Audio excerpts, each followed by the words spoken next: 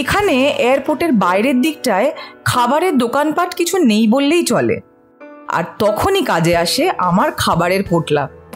এই খাবার আনা নিয়ে মৌসামের সাথে লিটারালি যুদ্ধ করতে হয় আমায়, কিন্তু ঠিক সময় এই খাবারগুলো কিরকম কাজে লাগে দেখুন। এখন খিদে পেয়েছে, ঠিক সুরসুর করে বাবু ভাত আর বাঁধাকপির তরকারি খাচ্ছেন। খিদে পেয়ে গেছে।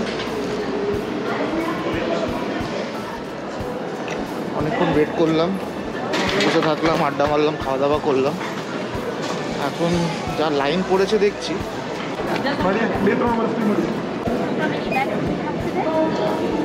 2 bags and 2 check-in.